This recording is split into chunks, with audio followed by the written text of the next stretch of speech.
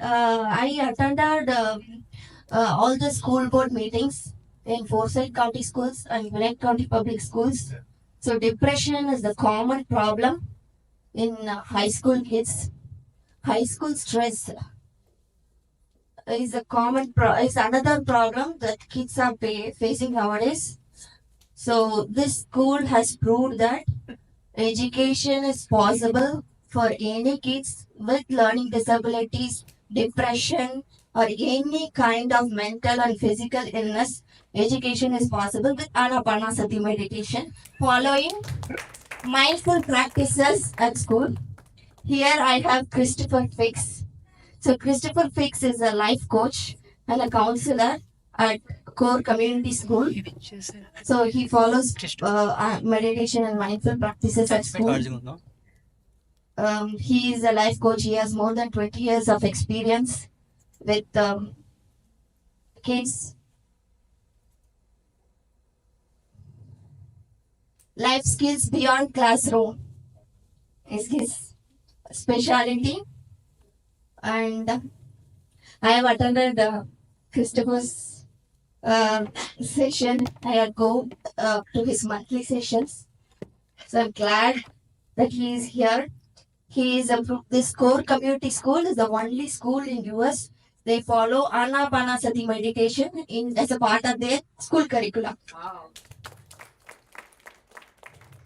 So I have watched. There is one master in Tamil Nadu. He is a part of Alkatir Pyramid Meditation Center. His name is Ayappa. Maybe Srikam knows him. So Ayappa, so in all of his sessions, he would actually say meditation should be a part of the school curriculum. So this is a family-owned school owned by US citizens. So this is the only school that proved meditation. And thank you, Chris, for coming here. So I would like to invite Mr. Chris to give a session now.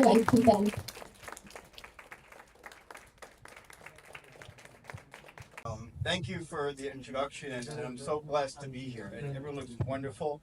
I dress casual. I didn't know if I was going to meditate, so sometimes I dress up, but we're amongst friends. So yeah, I started. I've been in education over 20 years, and personally, I'll give you a little personal story. Like meditation has really changed kind of my life. For the last 8 years, I really turned it over to God and committed to prayer every morning, and it's been a huge difference just for me. When I wake up, I hit my knees. God, please put me in a position to do my best work. Work in me, on me, and through me. So yeah, it changed personally. My life. Mindfulness. I struggle with anxiety my whole life without knowing it until I went to a doctor, and I'm like, why do I always feel like there's an elephant standing on my chest? Like that's anxiety.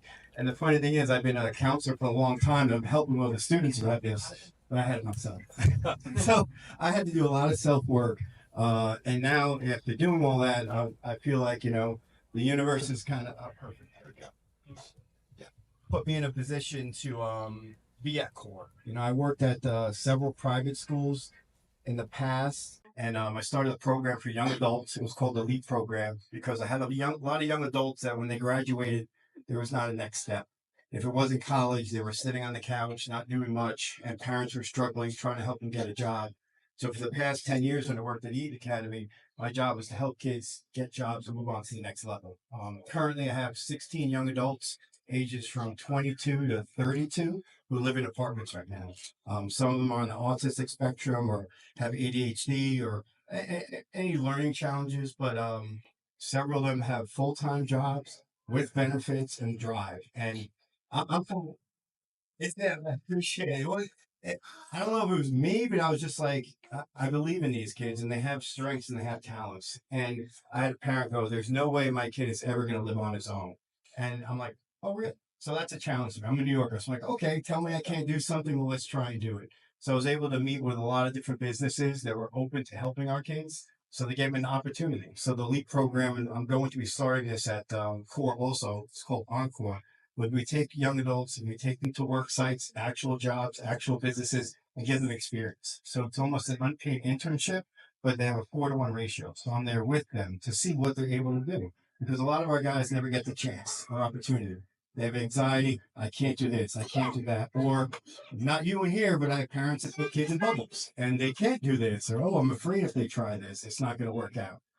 So in my experience, once we put them out there and give them exposures, we never know what's going to happen. But they have a net. I'm that big net. I'm here to guide them because over the past years, I've learned what works, what doesn't work. So you're not like guinea pigs now. It's like, okay, I've tested the waters. Here's a good plan. Here's something that might not work. So when I meet a kid, no offense, like a D, I'm like, oh, I handled a D already, and the good thing is I can work on what I've worked on with them within a D and see where he is to where he is now. And I'll give him some credit, and I'm not trying to embarrass you, D, but when we first started, it was just, wanted to make friends and stuff like that. But I give him constant feedback. Hey, and here's what I'm saying, right? D, what do I say to you? Do you hear what I'm saying? Right? You can say that. And I'm like, what are the words you hear me say? Tell me what you heard. Because a lot of our kids, it's called a narrative. We could use plain English or your dialect and like, nope, I heard Chinese, I heard Spanish, and blah, blah, blah, blah, blah. That's what you meant.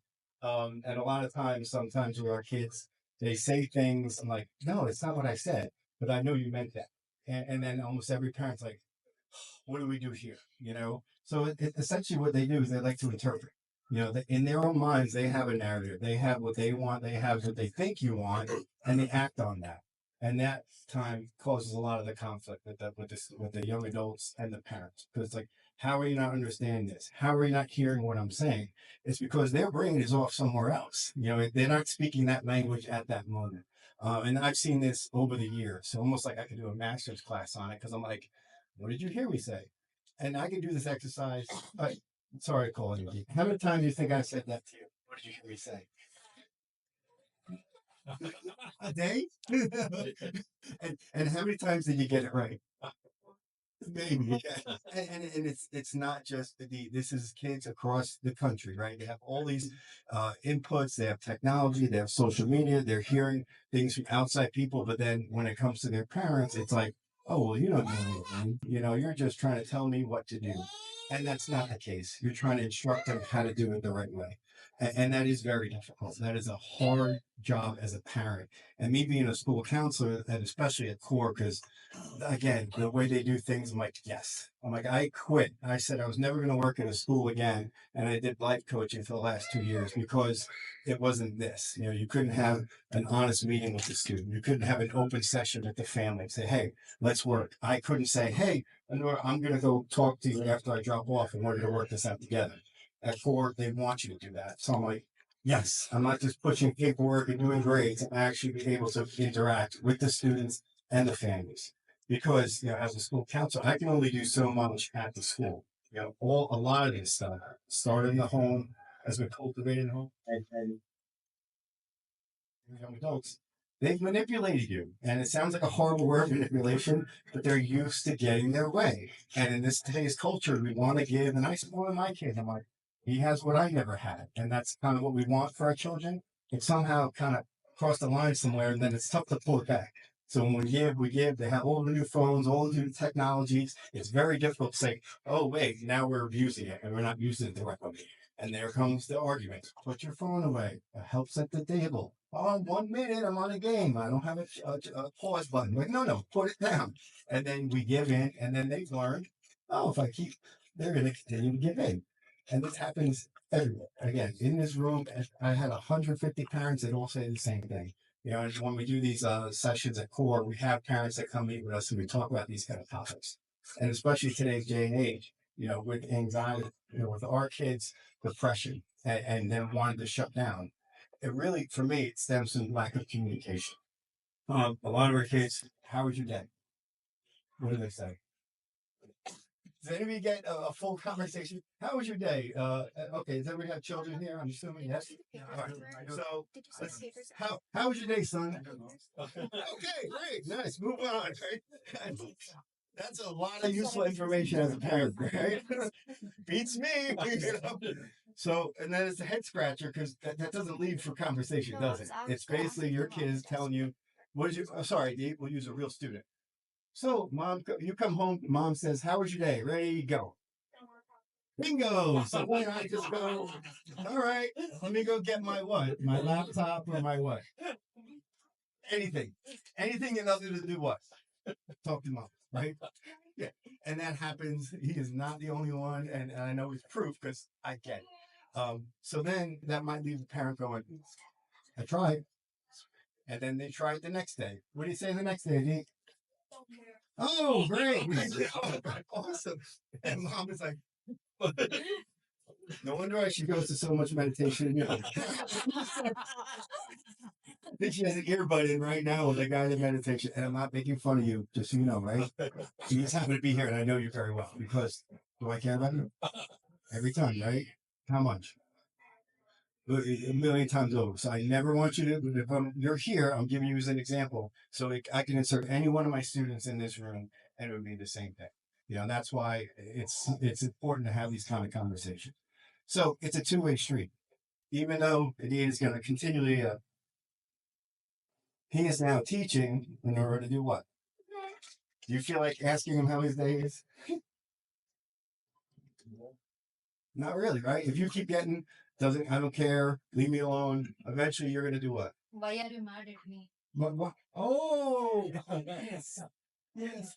Because his face, because mom's face of rejection, which is basically what it is, right? She gets rejected every day as a mom, and all mom does is, I want to love on my child. I want them to be better. I want them to be successful. And then mom goes, oh, see, you're mad at me. Now go take me to buy video game. Going to dad and saying, look, like she's crazy. Oh, yeah. And then insert. Okay, this like it's funny. You got all the girls over here. Is this intentional or is this something that the guys are over here? The girls over there. Answer carefully, guys. Okay. Because and I've worked with. And I know there's a lot of difference with cultures. I've worked with quite a few Indian families too, and I had another former kid. This is a true story. His name was Nitin, and dad was a doctor. And Nitin says, "I want to go back to India. I want to go back to India. America is terrible. This and that." So mom was like, "No, no, no!" And then dad, he sent him to live with his cousin. He came running back as fast as he could. He goes, "Oh my God, it was terrible." He goes, "What? You said it was so good." Even though the parents are trying to explain all the good schools and everything was here, right? So the dads also can play a big part in it. So I answer your question, Dee. Have you ever gone to dad and said, "Hey, I'm having a tough time"? Oh yeah, and so yeah, it's okay. I'll put you on the spot. Do you get a different reaction? And what's the reaction? Okay, just okay. Go along with it. How does that land on mom? And I'm thinking that's so good because this happens, and I'm bringing this up because the kids know I could split the family. I know how to do this now because they've read the room. They've installed the motherboard. They've installed the switches and the systems. They know. Oh, here's how mom's gonna react. He's psychic now because he's programmed her to react this way. So now, yeah, mom's so mean to me. You know, can I just get? Can you do Chick-fil-A today, or which one of your fun ones, Steve? Bojangles, yes. And I drive him in his van, so like I do negotiate, but I'm pretty firm. But I said okay, we stop every Friday. Finally, I was like, we'll go. He says every day. He's very persistent, by the way. He says every day, Bojangles. I'm like, not this week, not this week. And then finally we went there, and it was good. How'd that feel that you waited and earned it? 2 months. It took 2 months, but did you earn it? Yeah, because I said, and did you mention it after that? No. Yeah, that's exactly. Because we were going to the farm and not. Yes, because we had one direction, and then once we shifted to go that way, we passed. So I said, we're not going to go there to come back here. But then since I was encouraging him to not constantly ask me, and I have that ability because I'm a counselor. I'm not in the home. I'm not in there every day. I'm the outside person who can see all this stuff. But when you're in the middle of it, it's very difficult. It's very hard because emotions, right? We deal with emotions. So mom is now emotional, feeling bad. He goes to dad, and mom's like, oh, he'll do what dad asks him to do, and that's not fair on me. And this is all what the kids do. This happens in all the households everywhere. It's just the kids today. This is what they do. They want their electronics. They want their Starbucks. They want their Chick-fil-A. Insert anything. And when do they want it? 3 weeks from now? No, they want it now. I need it now. We're going to the mall today. I need a toy today. I want to get this today. It just came out. The movie, I have to see it today. So now this puts all the pressure on the parents because I don't want to deprive my child of anything. So now you give in, and then they set this whole precedent where now they're programming you to give in, right? And then even if there happens to have a time where you might want to give them a consequence. Hey, look, you didn't do something right. What I've seen is now the histrionics, now the tantrum, much like an 8-year-old, and that's projected on. And this is the culture today, and this is happens at school too. I'm like, all right, so when they're having that emotional moment, right? This is where the mindfulness really needs to start. Okay, so let's say he's having, I'm just using deep, you're having a tantrum, and I'm like, okay, deep, what do I say? I need you to do what? Breathe. What do I say first? Breathe. Yeah, you can't meditate unless you start breathing. Right? So you'll pass out, and then I don't need to fill the paper. What's that? We have one. Yeah, trust me, we have 75 kids, and every one of them, I wish I had a dart. To bring him into a meditative state. But like, I get to see the warning signs, right? And I'm sure it's all as parents, you can start seeing, okay, if my kid is getting a little frustrated or worked up. So I would say something like, all right, I need you to breathe. And then with what I do, the tone and the vernacular, the words we use are very important. Okay. So I get, do I go, Adit, breathe? Well, you found the button. He installed a button on me too. So he found the button that one day, and I had to. I call it New Yorkers. I don't often like to be yelling, but I was like, I had to do that once in in 2 semesters. So that's pretty good and for you. But I was like, another thing I say too is, I need you to look me in the eyes. All right. And with the deep too, what I do is tactile touch. Touch is super important because when you're in emotion, you're in your head. I use a metaphor like a snow globe. Right, put a snow globe here, and you look at it. Oh, look, it's the Empire State Building. But when you shake a snow globe, and I'm like, what do you see? You can't tell. So when you're in emotion, it's like a shaking snow globe. So you have to allow the snow to settle. All right. So that point between I'm in emotion, you're recognizing you're in emotion, and how does the snow globe settle? I do validating. All right. Hey, good job. So it's like giving a dog a cookie, a treat, right? It's I hate saying it like that, but I like using metaphors. Good puppy, yeah, here you go. But that's kind of how I work with. Don't tell anybody this, but that's how I work with the kids. It's almost like you're training a housebreaking dog. Almost, they're in emotion, they're excited. Oh, give me a paw, good puppy kind of thing. But that's how here you look at it. Oh, look, it's Empire State Building. But when you shake a snow globe, and I'm like, what do you see? You can't tell. So when you're in emotion, it's like a shaking snow globe. So you have to allow the snow to settle. All right. So that point between I'm in emotion, you're recognizing you're in emotion, and how does the snow globe settle? I do things like this. Hey. And when they make eye contact, validate it. All right. Hey, good job. So it's like giving a dog a cookie, a treat, right? It's I hate saying it like that, but I like using metaphors. Good puppy, yeah, here you go. But that's kind of how I work with. Don't tell anybody this, but that's how I work with the kids. It's almost like you're training a housebreaking dog. Almost, they're in emotion, they're excited. Oh, give me a paw, good puppy kind of thing. But that's how we do this. That's how I do this with the students. You could do this with children too if they're in emotion, right? Yeah.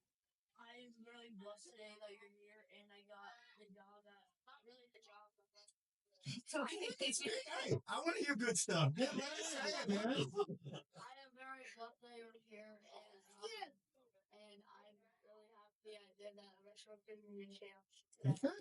Okay, good. And that's awesome. That melts my heart because I did tell him, I said, you are absolutely capable.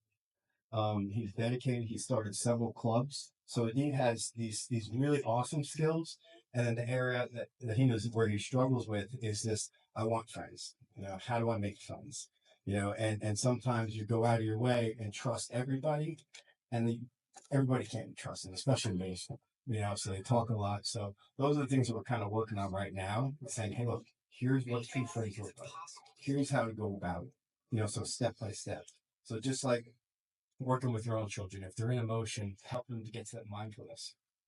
tactile too. So I always recommend sitting, right? I don't want to breathe. That doesn't really play. So I got to get down on their level. No, have I ever stood over you and done that? No. So we're sitting down and just, all right, breathe. Okay. And then even like a little touch on the leg or on the rubbing the back. Don't Yeah. feel like Breathe. But so that's kind of how you start. And then you will see the anxiety kind of melt away. Then you can have a conversation. Could you really share what you're struggling with? I can see and then what I like to do, I use pieces from my past. A lot of counselors don't use disclosure. I think that's ridiculous because I'm expecting somebody to trust and listen to me and talk to me. I'm not going to share anything. I was, and I said to Steve, I was bullied all through middle school, so I know what it felt like. I know what it felt like to feel like an outsider and feel left out. That's what God called me to be a counselor because I went through all those experiences. Now I can share what I've gone through with other young adults. So when I do this, here's how I would have liked to talk to. Okay, I never had anybody to talk to. So now I get to practice that every day. So these are some of the things that have really worked. And then when you get to see them, you're building rapport. It's almost like if I put it to you, each one of you could go home and try and build a new rapport with your kids and trying it a different way. If it's not working, okay? If you have a system that's working, by all means, keep doing it. But if you're hitting a roadblock in some particular areas, there are other ways around it, And then, and I have, so many different ways we could try. These are the ones that I use. But if we get them in a calm space and say, hey, I can see you're frustrated. So you're almost, instead of saying you're frustrated, I can see that you're frustrated and it hurts my heart. Is there anything I can do for you? So it just changes that instead of feeling, let me ask you a question. Well, in the past, when we started having conversations, did you feel defensive? When Hannah would ask me, then you would ask me and do feedback. So the word feedback, what did you take that as instead of feedback? Yeah. Criticism, disrespect. We were trying, and these are the words we were using. We're trying to help you make better friends. But translation, defend, because a lot of the kids have felt that way before, felt attacked, felt put down. So that's hard. It's a hard exterior shell to lose. It really is. And having to work through that and constantly say, like, it's not a one and done. That's why that example, oh, I'm good. I'm fine. Leave me alone. Oh, I don't let it go. No, I say it every single day. Right, Nick? I like these, unfortunately. Yes, fortunately. Because it just takes a long time. Because what our kids are doing, and what probably a lot of us people do, is just what's familiar. This is what we've always done. They say you can't teach an old dog new tricks. I'm like, maybe you can learn different tricks. You can learn to try something different. You could learn an approach that you're taking and look at it and say, okay, is this causing the outcome I'm looking for? And that's a really good question. Yeah. I also like helping the culture that we came in that has to yeah. And I would just have you straight just yeah. You want to come up here? I would have you up here, but no, I'm so proud because you are very kind, and that's the thing that in my heart, he's a super kind person. He likes to help others, but then he puts himself last. And a lot of our people, whether you realize it or not, are young kids. They have this negative self-talk that goes on. Oh, I can't do this. I'm so stupid. And that sounds like, oh, what's the big deal? But he said, oh, I can't. Yeah, says who? So this is a very important one for you to remember. Who told you? So, okay. Yes. But do you remember when I said that to you? When you have these, because a lot of our kids, once they're quiet, a lot of times they're just thinking about negative things that either happened through that day and they're replaying it. And every time they replay something negative that happened, it gets worse. And it gets more twisted and more twisted. So now it's like this only narrative goes through is that I can't do something, I'm stupid, teacher laughed at me, this kid made a face at me. Does this sound accurate? Yeah. And this goes on all day. So the question you can ask is, who told you that? And when the kids are honest, me, hey, I'm my own head. So they take these situations that they went through throughout the day, throughout the week, throughout 3 years ago, project into this is what's happening right now. And this is where mindfulness is. Mindfulness is about what? Being yourself. Authentic. Be present. Peace of mind. What is peace of mind? Okay? Because we're here in the present. But it's so hard in this day and age, and I practice it every day, and I still. But I try not to let the past dictate how I act today. So a lot of things I said to my students, I said, you're wearing around a 20-pound backpack. Part of a French food. You know, that's road past, your past trauma and past everything. And everyone's like, oh my God, you smell. I'm like, well, look what you're doing. You're wearing all 20 years of old stuff with rotten milk, you name it. I'm like, I got to leave the house with this all day long. And then you're like, why do I feel bad? Why am I tired? Because you have all that old stuff that you're bringing into today. I said, leave it. It doesn't serve you a purpose. You know, and recycle, right? So what do you do when you recycle? You leave the bad and you take the good. And it's so hard because these kids, they've never been talked to like this. You know, so if you use some of these kind of, talks with them and say, okay, what do you think from yesterday ruined today? So when you wake up in the morning, you get a brand new start, a clean slate. And ideally, you be better from the day before. You want to be a better person that you were today or that you were yesterday. You know, that could be a goal. Yeah.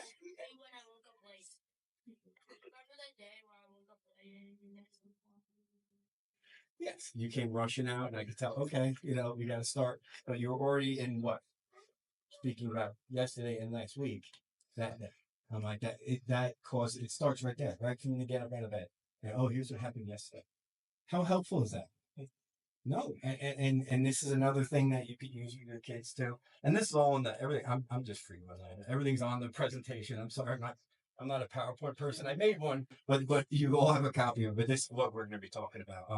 So basically, if you say, I will not live yesterday today. Okay. That's it. When those thoughts from yesterday came up, does it serve a purpose? And this one is really good for our black and white thinkers. Is the thought I'm having helpful or hurtful? I have yet to met a kid who can't answer that question. And they're like, me. What are the thoughts of me? The thoughts that you have sometimes about yourself, are they yeah. So if you keep telling yourself that and keep reminding your kids of that, why am I going to keep allowing that person to come over and hang out? You know, oh, let me invite the hurtful kid and keep bullying me, which is a thing that a lot of us do. And Adit's been guilty of this too. Let me try and be friends with the person that doesn't want to be kind to me because they're cool or they're popular. Popular means nothing in today's day and age, unfortunately. But this has gone on for years and years and years in schools. So if you use that line with these kids, right, and what you're saying to yourself, helpful or hurtful. And they go, and this goes not into kids. This I do this stuff. So everything I'm sharing with you, I do myself, and I catch myself. I'm like, oh, there's a hurtful thought again. And I practice this with my wife. You want to see growth in a marriage? This happened. My wife is recently a cancer survivor, so we had to get really close, and we had to have conversations. I was forced to do my own work because I was at that point where I was just like, man, why do I have to go through this? Your wife's to come over at the Sure. And I'm going, why do I? And then I'm like, wait a minute. And I'm in a men's group and we talk and support each other. He's like, how do you think she feels like yeah. I'm thinking about myself. Why do I have to go through this? I'm like, wait a minute. She's hurting right now. I have to be mindful of this. I have to be regularly cognizant of this. And even today, she's in remission and everything. Her hair's back and stuff. But when she was sick, she had, her hair was gone. So I'm regularly knowing, okay, she's sick. She has cancer. I got to be good.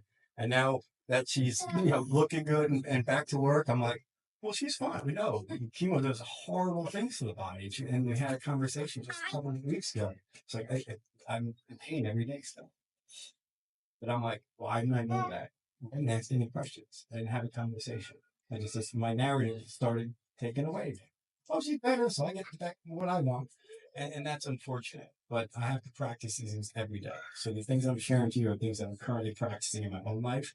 And God's got a funny way of showing me what I need to practice. He's like, how about this level? I'm like, and it's not really, it's for me, it's not like a test. It's an opportunity to grow.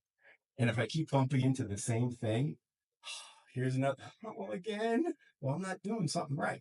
There's not something that I'm submitting to or just giving it up where I can move to that next stage. I have to keep working at this and then say, wow, all right, we've grown closer. I'm able to communicate now. And the same thing for with our kids. You know, these conversations that we have with our kids. Um, so one thing that I've had a couple of clients that I work with right now do is when they get in the car, instead of "How was your day?" you know, what is the best thing of today and the thing you didn't like so much. Let's start with the best thing that happened, and then if they say nothing, no, no, we're not going to Chick-fil-A, we're not going to Starbucks, we're not doing anything that you want right now until we start doing this. And then guess what? Here was the best part of my day. You know, you share. So now you're encouraging. So ideally, what you're doing as parents, you're modeling these behaviors. And the kids will know. If you're telling them to do something that you're not doing yourself, they know. And then you're going to feel bad because you're like, wait a minute, I'm a hypocrite. Because I was that guy. I did that. And I knew it didn't sell. It didn't work because the kids are smart. They're not naive. You know, they're very plugged in. They're smarter than we were when we were young. I know that. It's an evolution.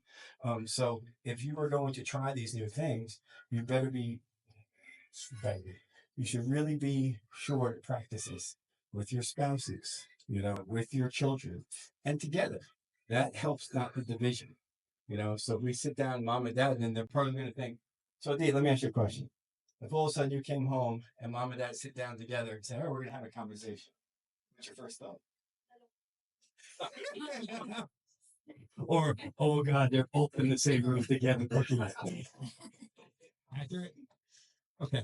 So the next thought is it going to be something good or bad? Okay. Let's say they want to sit to you and say, hey, we're going to go out to dinner or we're going to go to the grocery store and I want you to cook us a meal because you love to cook, right? So you might have cheated that opportunity. You sit down, mom and dad, I'm mad. I'm in trouble, right? Instead of say, hey, we wanted to talk about a meal you want to make. How silly are you going to feel? I mean, yeah, let's go cook, right? Would you then want to talk? Would you then want to talk now? Oh, so depending on the topic, you might want to interact. Yes? Okay. So this brings me to I watched a really good YouTube on conversation. So one thing you could do, hey, mommy and daddy want to talk to you because we're going to think about cooking and we'd like your input on this. And after we're done talking, we're going to go to the store. How'd that make you feel? Okay. Mommy and daddy want to talk to you about this. Something happened at school today and they reach out to us. You know,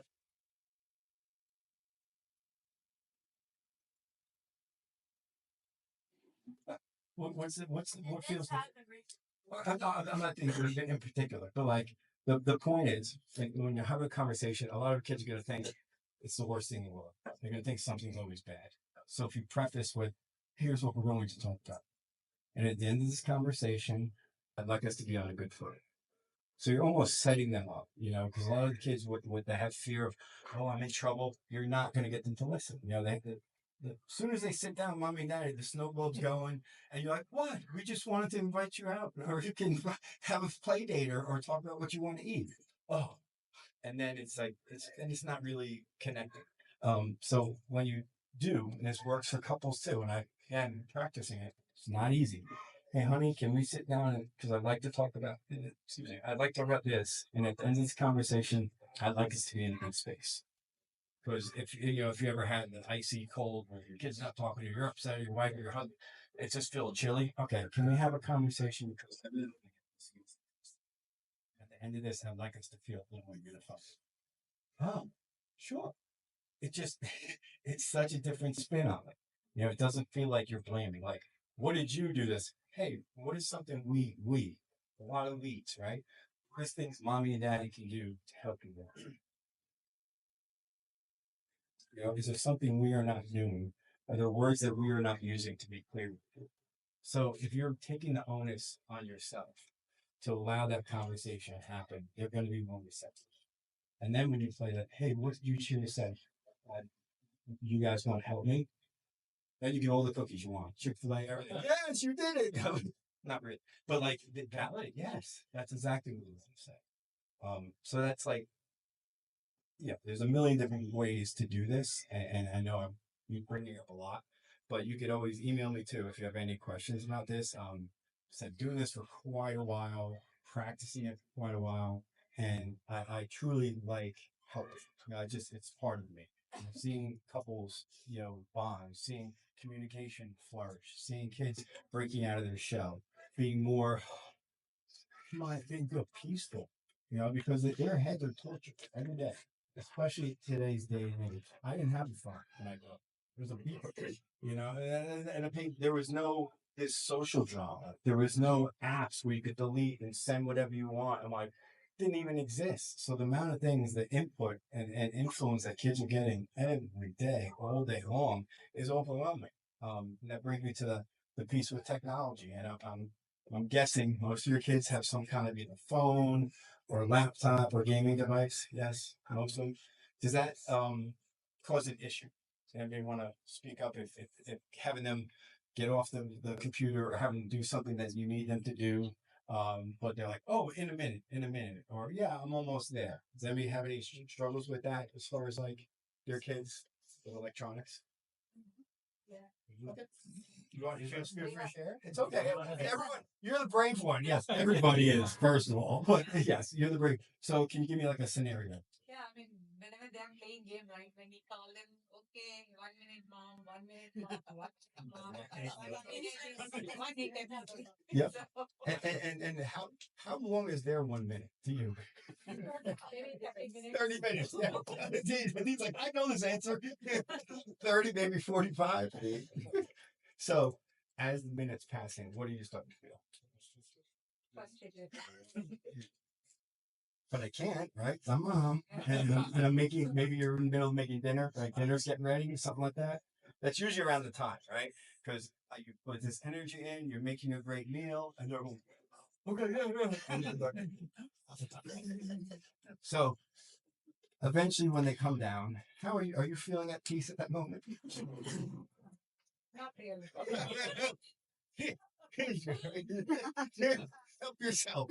At that point, for me, it'd be a buffet. All right, no one's here. I'm gonna eat in my room. You feed yourselves, right?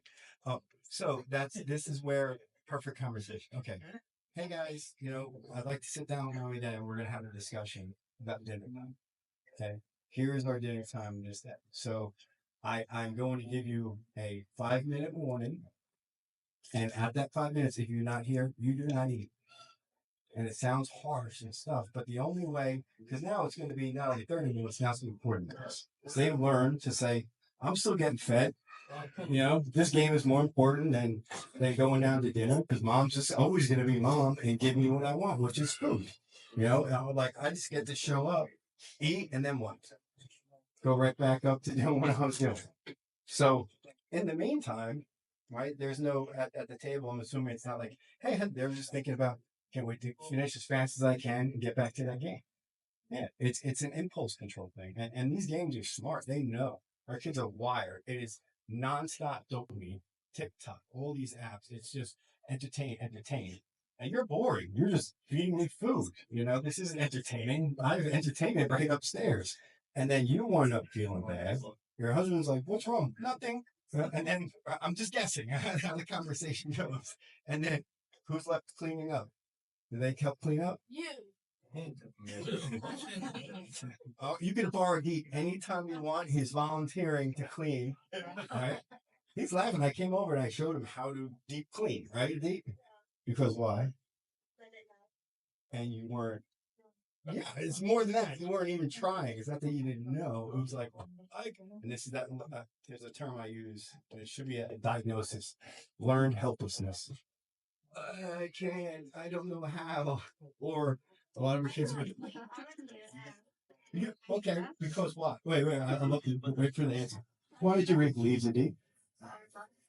Yeah, what's that? Who's that? Was that? No. No. He's like, I want to earn money. I said, okay. So when he earns money, raking leaves is important. And magically, he can rake leaves and his arms work, his legs work. But cleaning the dishes is, I don't know how I'm going to do it. My brother doesn't have to do it. Why should I? And then poor mom going. And since mom doesn't want to argue with a date, what does mom end up doing? I guess I'll just do it because it's easy. And how many parents in here, I'll just do it because it's easy. And they learn. So then, I don't have to do anything. And what we're doing actually, we're setting our kids up for failure because they're not forced to do something. They're not challenged to do something. I didn't have a choice. I grew up in an Italian household, probably much like you guys, and there was no playing. You didn't play with grandma. You didn't touch the food before everyone's ready, and you cleaned your plate, and that was it. It was no men got to do this. No, you did what you're supposed to do. And for these kids today, their games and their systems are more important than quality time with the family, having conversation, communicating with each other. And I know that's something that you all want, but a lot of us just like, well, how do we do that? And it's not too late. That's the thing. It's just become familiar. So these are familiar habits that have been established. So what I would suggest is maybe where you sit down as a family, say, okay, and you can blame me. This guy Chris told me how we're going to do things, and you can make a list. It's okay. Here's what we'd like to discuss. And at the end of this discussion, I want us to become closer. The goal of our conversation is to have more a closer family. Who wouldn't want to say that? Who would be agree? I don't want a closer family. I mean, every kid wants to feel loved and supported. But it's really easy to throw that in your parents' face. You don't care about me because I get my Chick-fil-A. Ready? You must not love me because I didn't get the most out there in the game. And oh no, honey, let's go. And he's like, oh, I'm sorry. I'm supposed to be crying. I've seen it, and I'm like, oh my god, it drives me crazy because I can see from afar how they all get what they want. Because I get to see them every day in school. I get to see how they interact with everybody. I get to see how they interact with teachers. They don't talk to the teachers the way they talk to their parents. No way. He certainly doesn't talk to me the way that he might talk to mom. I think no, because again, I'm not dad. It's not familiar. It's not. It's not a system that's been created. And I'm saying I'm not your dad. I'm like, oh, my son gets me. That's why that I loved it. Right, 1 minute. So I had this last conversation at coffee with the counselors when at our school, and what I heard from another parent was good. It was like in my mind, what needs to be done immediately and what needs to be done eventually. So laundry. That's something that I personally don't. This has to happen right now. No, by the time we go to bed, and I worked with another family doing this because his phone was his biggest thing, right? You earn your phone when your laundry's done. I'm going to hold the phone when your laundry's done. Here you go. Oh, so now it doesn't have to be on you, but you want to be the stinky kid. You want to have dirty clothes. That's on you. It's not on, because a lot of parents take it as their own responsibility. Oh, but they're going to, so what? That's so hard because my kids, like, these are his responsibilities. If he's not going to do it, this is what's going to happen. And this is his holy grail, the phone. And it is. And I'm not a big fan of consequences, but I am a big fan of positive earning and positive rewards. So if you say, this is the system we're using, these things have to get done, you have your phone for the day. You turn it in at, let's say, 10 o'clock. No Wi-Fi. I mean, I have parents too that have the Wi-Fi. They turn the Wi-Fi off. Kid will be in the middle of the game and just, you don't want to see a tantrum. That's my mom and dad, my brother. Do they do it to you? I'm not Oh, we're gonna work. Oh yeah, I'm to. gonna throw in a kill switch at your house. So everything's gonna go boom. But I'm not on the devices. I'm on the devices. Up until 2 days ago. No, you don't want to start this war, dude. Come on, be honest about it. It's okay because you're good. You're on. You're awesome because with devices too I come can get in trouble. how. Not in specifics, but like how can devices get you? This is good because this is feedback from not their kids. so If you're being on a device like ever seen, then you're tired of it. more so than that. So if you're on devices and you're reaching out to group chats, for example, Um, and you happen to say something about somebody in a group chat, there's no time. and that goes all around what? The area. The school and other people. And he's like, but I told them not to say anything. No, I mean, it doesn't matter. Please don't say this to my wife. Honey, oh, no, we've all done it, Darn it, it got out. And then we blame that person for ratting. I mean, it was our behaviors, it was our own actions. So with our kids, a lot of difficulty does come from that instant access and impulse control, right? So a kid who's in emotion, are the impulses, are your impulses in check when you're in emotion? No, it is the exact opposite. I didn't know what you meant. I have no filter. I have no impulse control upon emotion. Okay. And then they have this device that can reach out to as many people as they want, send whatever they want, memes, you have it. And then all of a sudden it's like, I didn't think you'd get back to me. But does it always get back to me? Yes. Always. I mean, so how'd you know? I'm like, I've been telling, and this is the same thing, but I repeat the same thing. All the Again. kids go to. Yes, because we've developed a lot.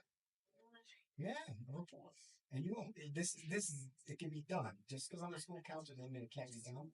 I had to do this in my personal life, and it and with my marriage, and everybody here can do this. So if you're modeling these kind of behaviors, and I really would empathize as a family sitting down. Hey, we're gonna have a conversation. Learn a couple things today, and I'd like to discuss. And here's what I'd like the outcome to be. Would you like, and say to your kids, would you like us to feel more close? Yes. Yeah, every kid wants love and affection and attention. Whether they'll say it to you is different because you give it to them regardless of anything. And that's again, it's being a parent. My kid will give whatever he wants regardless. But I have to look at myself, wait a minute. Am I teaching that they're going to get it no matter how they behave? Ooh, that's a tricky one, because there are certain expectations you need to have, When I say 5 minutes, it's 5 minutes. It's No, not a, not 1 hour. Yes, Every day. because you guess what, parents, your time is valuable, right? You work, you take care of homes, you do a lot of things. You try to take care of your kids. To have an argument that is so incensing every day about coming down for dinner, you just give up and say, okay, whatever it is, what it is. And then we stay frustrated and a resentment develops. And you don't even know it. And it sounds horrible. There's sometimes I resent my kid. Absolutely. It's natural. Every human being does. You still love them, but but you don't have to like them sometimes. That's true. You can say, hey, I really don't like how you're behaving right now. But if you have a conversation about that when that behavior happens, and then say, here's what we could do different. Here's what I would like to do different. What do you think you can do? And that helps force the conversation. So with being mindful and being open, conversation. So when a mom asks next time, hey, Dee, let's sit down with daddy and talk. What am I programming you to What's say? this about? Okay, what would you like? How about this? Well, how would you might have said that? What's this about? No, what is this about, Mom? What would you like? How about mother dear? What would you like to talk about? And then doesn't that set the stage for kind of like an open discussion instead of oh yeah, what now? What are you going to take away from me now? What did I do wrong now? And then you're going, oh my God, here we go again. So the idea is to stop the here we go, to change it and look at it in a different way. How can we foster communication? How can we get what you've seen in the world? Because again, your kids don't know this, but you've had a life. You've experienced things. But in their mind, you're just mom and dad telling them what to do. Well, there's a reason you are, because you experience these things too. So this is one of those things when I shared before about disclosing, you can share a story from school that you went through. You can share a story about, hey, I had this friend that I really trusted, and then they went and told some lies about me, and it was really hard for me to trust again, and it hurt my feelings. That happened to you, Mom. It's happened to everybody in this room, but our kids don't look at us that way. They don't realize that they have any experience or things worthy of talking about. So all of a sudden, if you get, and this is hard, if you get a little vulnerable with your child, it allows them to do what? Get a little vulnerable back. So you're modeling that behavior. We're showing on a regular basis. And also how you communicate with each other, that you're a unified front. And this is something I really, really firmly want you guys to understand. You have to be a unified front. So mom and dad can't be, dad says this and mom says that. That's just going to cause discord throughout the house. It just does. In every household I've worked with, and every client I've worked with, that's where it goes. They get mom's the bad guy, and dad does this, and dad doesn't have to. Dad gets to be the fun guy, the weekend guy. And I had a lot of families that are divorced. I work with a lot of divorced families, and that's what they get. Mom's the strict little person, and dad just goes and takes me to get ice cream. And it's just not it's not fair. Because it's like, oh, my son, and I get it, and I understand it because I only have I'm an only child. He's an only child, so me and my wife are very much, and we're both educators. So we had to make sure we're on the same page, and we go. One thing I added to my son's phone is Life 360. Does everybody know this app? Okay. Yeah. I was like, yeah, I know where you are. But I'll tell this funny story because he had a sleepover and he's 14 now. And he's a really good kid. He's in honors classes. He's just a blessing. And we're looking at it, and it was like 2 a.m. We got an alert. I'm like, what? and he disabled his Life 360 and he's sleeping over at my neighbor's.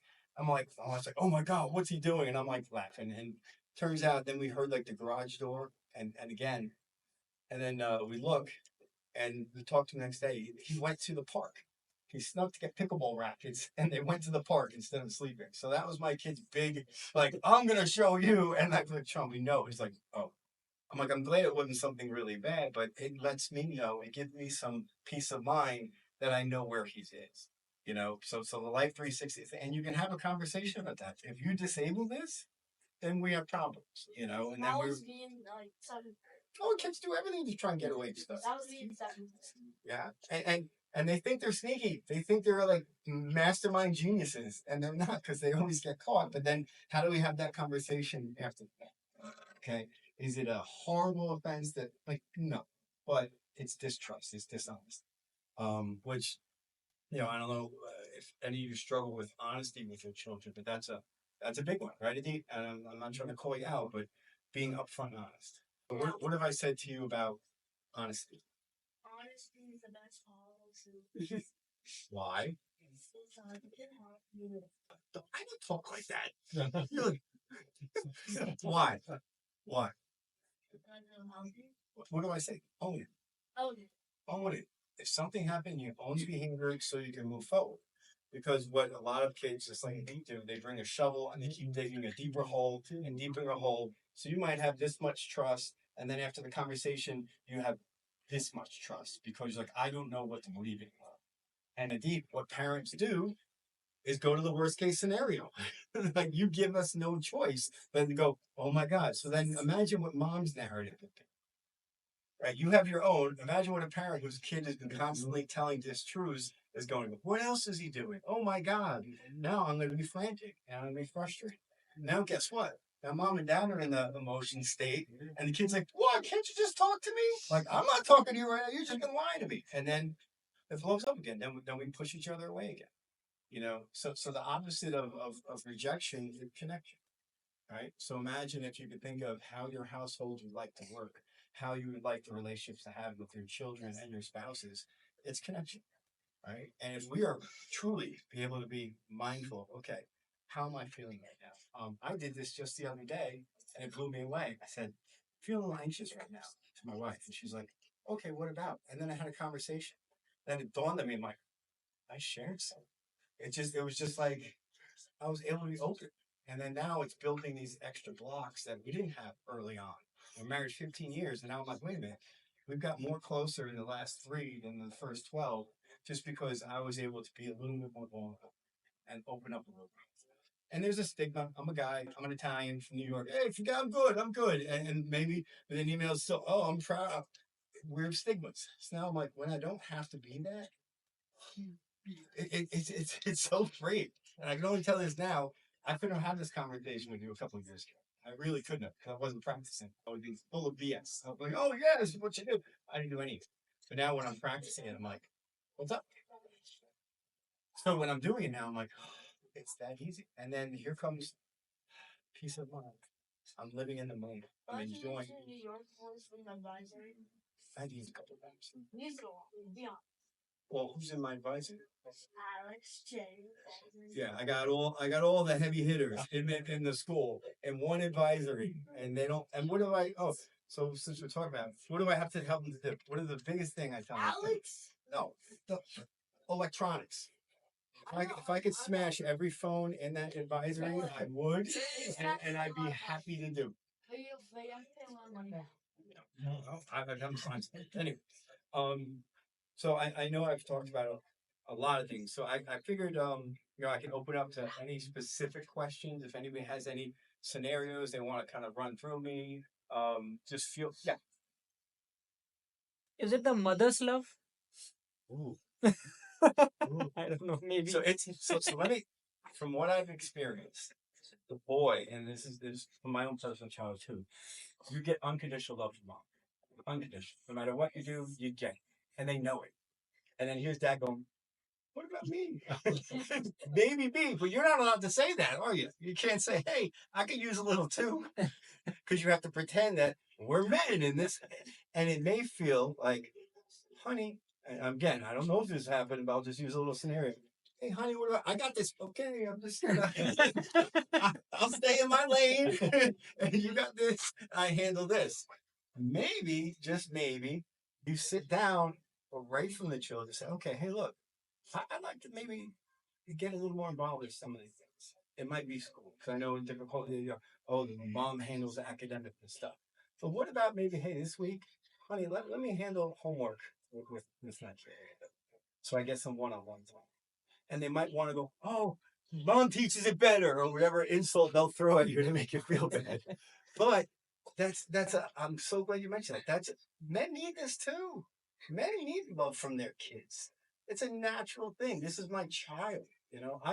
I used to, I'm giving me flashback because like my wife and son were like two identical people. And I'm like, where's me in this? And they'd be like, she looks just like you. And I'm like, oh shucks. But then you start playing sports and now we do this together. So, but I used to feel like I'm alone by myself. And this is what I did this year because my son has my man cave is now the video game room. And my wife makes t-shirts, she has a cricket machine and jewelry. So they're down there and I'm always like, I'm all alone. So what I did, I bought myself for Christmas a PlayStation 5 controller. So now me and my son have game time. So I do it with him. It's a sports game. And I'm like, why wasn't I doing this? Because I was sitting there pouting that he doesn't want to spend time with me. But I wasn't the one initiating. All I had to do, I said, Sean, you want, but yeah. I'm like, oh. So you have that in the back of your mind. Try that. You could try these things. But yes, they're always, I mean, from my own life and everything, mother's love is unconditional. And if there's something where you feel like you're might be left out, have that conversation. Can I take on some of the things that you do with them? And it could be also in the kitchen too. I don't know if a lot of you, I like to cook. I'm the cook in my house. My wife doesn't. Yeah. So maybe, hey, look, son, let's pick a meal that you want. So to me, cooking is like one of those cool things because you're doing it independently, but you're doing it together. And then when you get to eat it, you're like, I mean, food brings everyone together. So the kitchen is a fantastic way to have that bond where you could say this, hey, we're going to have a family meal night. On Tuesdays is our family meal night. And we go to the store together. Son or daughter, I want you to pick a recipe and we're going to make it together. So then what you're doing, you're setting up a continual habit now. I look forward to family meal night. And then you're all involved in it. So dad's not feeling left out, or mom's not feeling the burden's always on me, but it's a shared responsibility. Yeah, it's an absolute thing. Yes, and I'm glad you brought that up. And if you have some feelings of that, hey, honey, maybe we can have a conversation. I'm feeling a little left out in these areas. Mr. Chris, she doesn't use the whole bus with all friends. Well, not all of it. I try. Also, You guys drive me crazy. I try. what do you mean drive you crazy? You can explain it. No, I don't want to. But I trans. I'm the school council, but I also pick up and drop off several students. So Indeed, and we have another girl on the bus who likes to talk a lot, and they're on the bus every day, all day long. So like, there's things that we can talk about, some things we can't talk about. Whatever. And I say, what happens on the bus stays in the bus.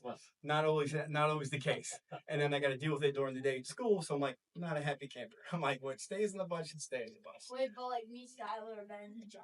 Yeah, but then we'll talk later. But yes, thank you, Indeed. I take the compliment. I'm trying to. I'm thankful you made Oh, all four. I appreciate it. Yes, it's a community effort. I put in a lot of effort to make everyone feel welcome. Then we're running out of time. Okay. But I just have one Yeah, question. sure. Yeah. So out of all mindfulness practices, why did you choose Anapanasati? Oh, so I wasn't too sure about what it was until she showed me. Oh, okay. Yeah.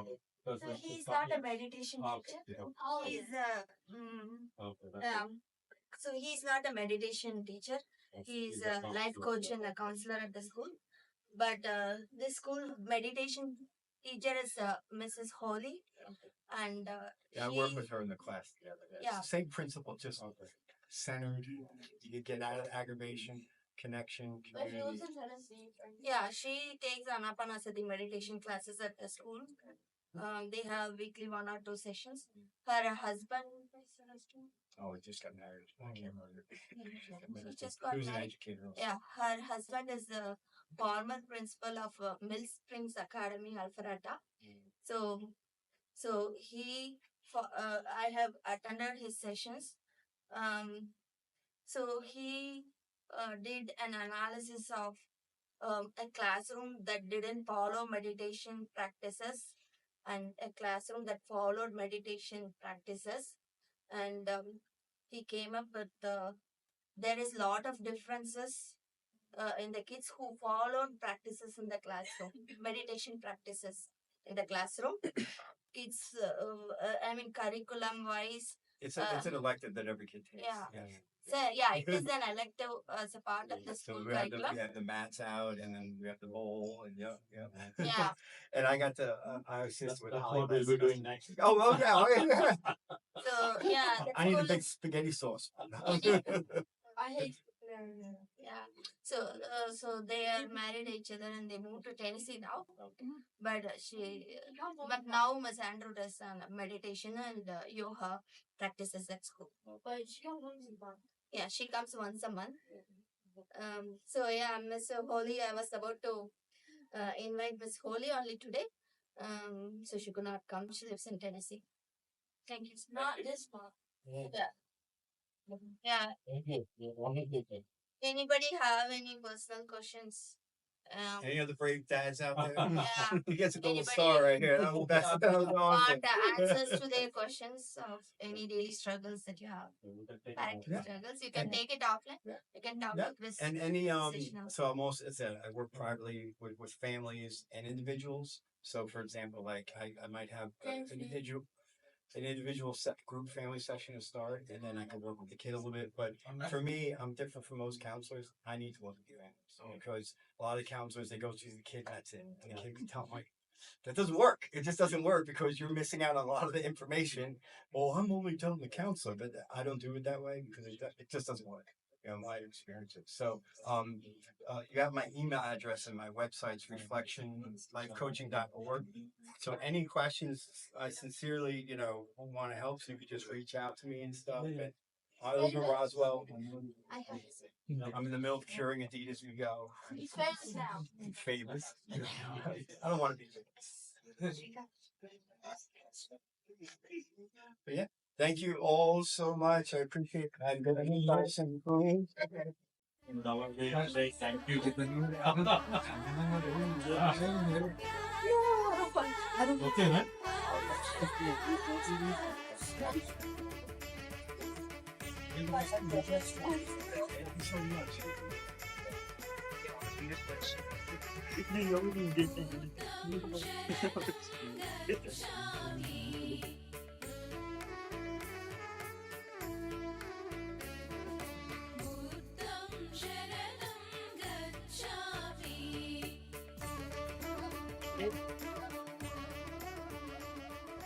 So,